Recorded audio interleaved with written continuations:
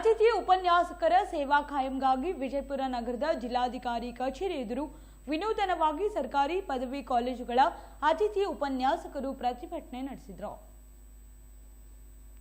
ಹಲವು ವರ್ಷಗಳಿಂದ ಸೇವೆ ಸಲ್ಲಿಸುತ್ತಿರುವ ಅತಿಥಿ ಉಪನ್ಯಾಸಕರ ಸೇವಾ ಕಾಯಂಗೊಳಿಸಬೇಕು. ಕಳೆದ ಹಲವು ವರ್ಷಗಳಿಂದ ಕಡಿಮೆ ಸಂಬಳದಲ್ಲಿ ಕೆಲಸ ಮಾಡುತ್ತಿದ್ದೇವೆ. ಆದರೆ ನಮ್ಮ ಸೇವಾ ಅವಧಿ ಕಡೆಗಣಿಸಿ ಅನ್ಯಾಯ ಮಾಡಲಾಗುತ್ತಿದೆ. ಅದಕ್ಕಾಗಿ ಬೆಳಗಾವಿಯಲ್ಲಿ ನಡೆಯುತ್ತಿರುವ ಅಧಿವೇಶನದಲ್ಲಿ ನಮ್ಮ ಬೇಡಿಕೆಯನ್ನು ಈಡೇರಿಸಿ ನ್ಯಾಯ ಒದಗಿಸಬೇಕೆಂದು ಜಿಲ್ಲಾಧಿಕಾರಿ ಆವರಣದಲ್ಲಿ ಕಸ ಗುಡಿಸುವ ಮೂಲಕ ಸರ್ಕಾರಕ್ಕೆ ಮನವಿ ಸಲ್ಲಿಸಿದರು.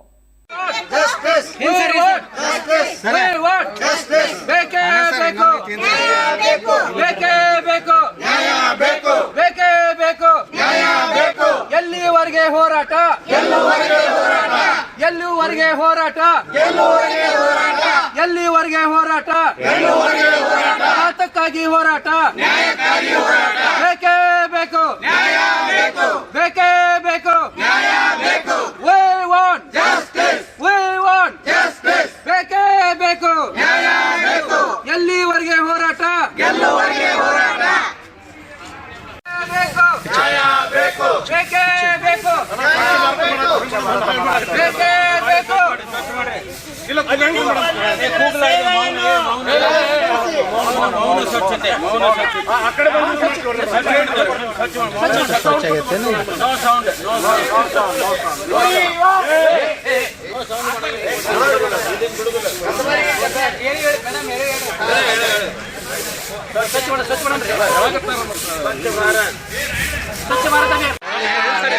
ಬೇಕೇ ಬೇಕು, ನ್ಯಾಯ ಬೇಕು, we want justice, we want justice, we want justice, ಬೇಕೇ ಬೇಕು, ನ್ಯಾಯ ಬೇಕು, ಬೇಕೇ ಬೇಕು, ನ್ಯಾಯ ಬೇಕು, ಎಲ್ಲಿವರೆಗೆ ಹೋರಾಟ, ಎಲ್ಲಿವರೆಗೆ ಹೋರಾಟ, ಎಲ್ಲಿವರೆಗೆ ಹೋರಾಟ, ಎಲ್ಲಿವರೆಗೆ ಹೋರಾಟ, ನ್ಯಾಯಕ್ಕಾಗಿ ಹೋರಾಟ, ನ್ಯಾಯಕ್ಕಾಗಿ ಹೋರಾಟ, ನ್ಯಾಯಕ್ಕಾಗಿ ಹೋರಾಟ, ನ್ಯಾಯಕ್ಕಾಗಿ ಹೋರಾಟ, ಅತಿಥಿ ಉಪನ್ಯಾಸಕರನ್ನು ಕಾಯಂಗೊಳಿಸಿ,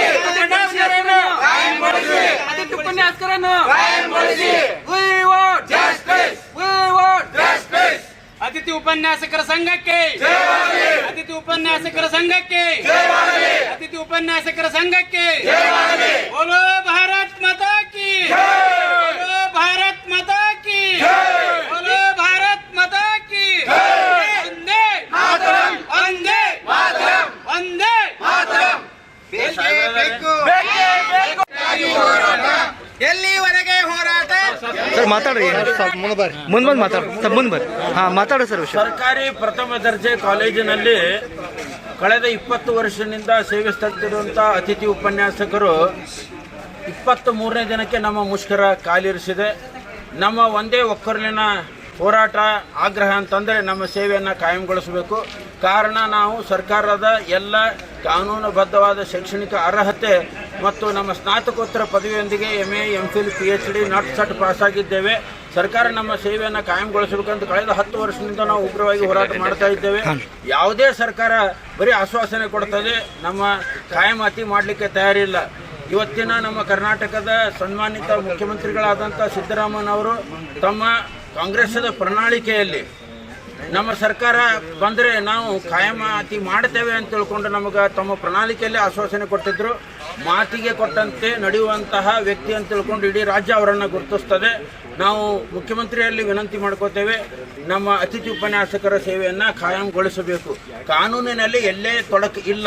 ಯಾಕಂತಂದ್ರೆ ಪಂಜಾಬ್ ಸರ್ಕಾರ ಆಗಲಿ, ದೆಹಲಿ ಸರ್ಕಾರ ಆಗಲಿ, ಚಂಡೀಗಢ ಸರ್ಕಾರ ಆಗಲಿ, ಅಲ್ಲೆಲ್ಲ ಅತಿಥಿ ಉಪನ್ಯಾಸಕರ ಸೇವೆಯನ್ನು ಕಾಯಂಗೊಳಿಸಿದಂತೆ ನಮ್ಮನ್ನು ಕೂಡ ಕಾಯಂಗೊಳಿಸಬೇಕಂತ ಅವರಲ್ಲಿ ನಾವು ವಿನಂತಿಸ್ಕೋತೇವೆ. ನಾವೆಲ್ಲ ಶೈಕ್ಷಣಿಕವಾಗಿ ಅರ್ಹರಾಗಿ ಇದ್ದೇವೆ.